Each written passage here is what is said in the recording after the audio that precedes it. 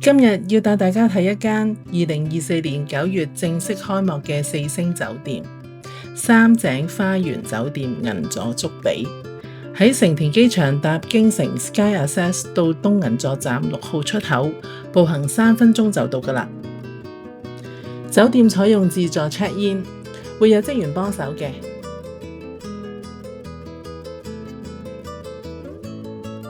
上樓之前可以拎啲洗手用品。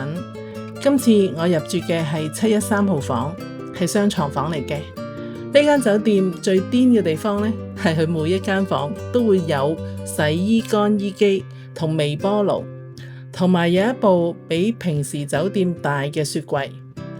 冇錯，係每一間房都有洗衣機。咁即係話夜晚你將啲污糟衫掉落去，第二朝你就有衫着啦。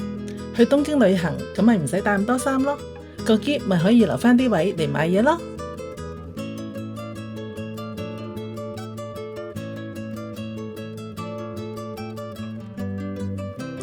啲衫可以晾喺浴室度，嗱，有晾衫繩㗎。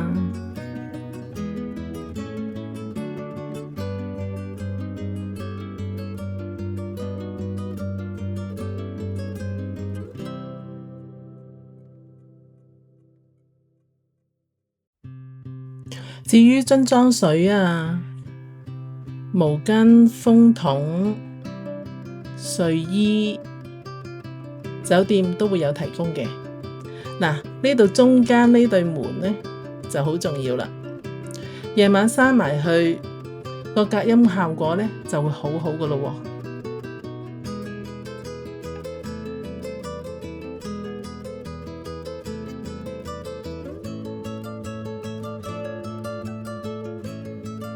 咁旁邊呢一度就係洗手間，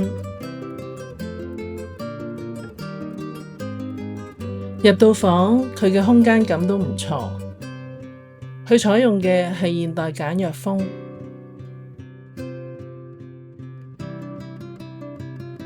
我哋睇下出邊銀座嘅街景，酒店出門右轉，步行3至5分鐘就可以到達築地外市場，附近亦有多家便利店。地鐵有日比谷線同埋都營淺草線。睇返間房，佢都一個行李架，咁呢塊板就可以拉落嚟，可以放埋行李。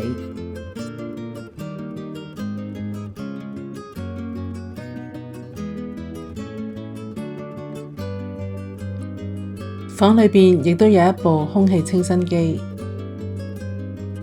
喺走廊外邊呢，喺 lift 隔離。其實係有一個燙衫板同埋燙斗，所以你洗完啲衫嫌潮嘅話，就可以拎入房自己慢慢燙。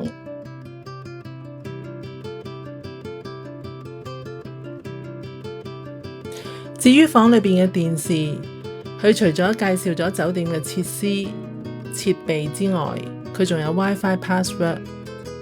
仲有一樣嘢就係酒店呢，佢係會2日先至會進行一次常規嘅清潔服務。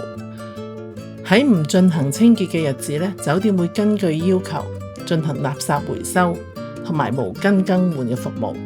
喺電視呢就可以操作到㗎喇，所以都幾方便嘅。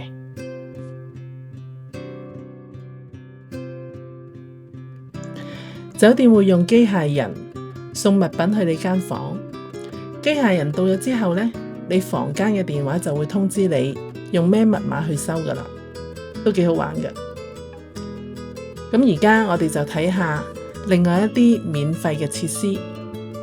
喺2樓就有一個咁嘅 lounge， 你可以喺度休息下，飲下免費嘅咖啡、茶、水，而且佢仲會提供埋一啲資訊俾你，去邊度食啊，去邊度玩啊，咁教你點樣去。另外喺9樓有個健身室，俾客人免費使用嘅。咁佢每日開放時間就係朝早6點到夜晚10點，有水同毛巾免費供應嘅。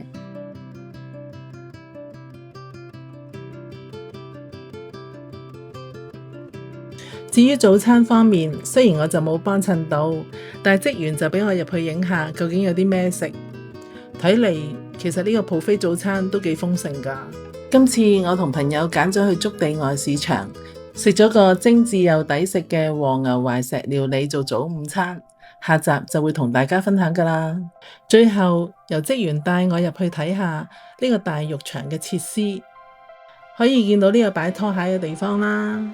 跟住入到去，佢就會有 locker 嘅。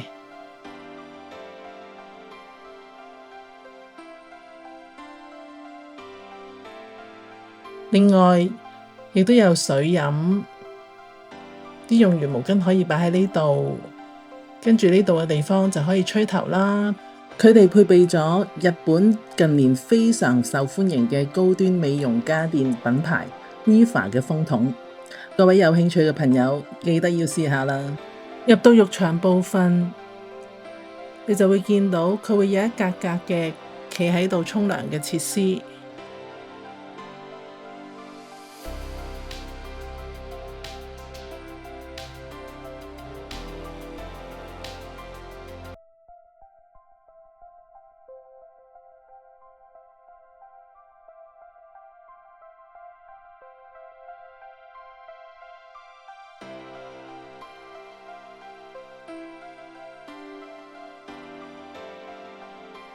亦都有一個日式嘅位置，就係坐喺度俾人沖涼嘅。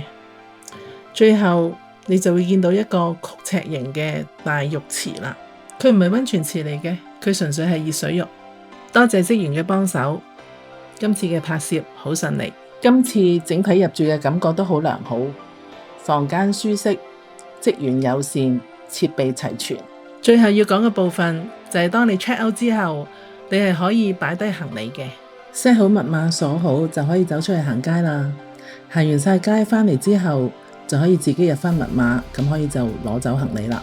比較過酒店訂房網站，咁我今次係經官網訂嘅，2晚86,776 yen， 去到酒店先俾錢，咁係可以喺2日之前免費取消嘅。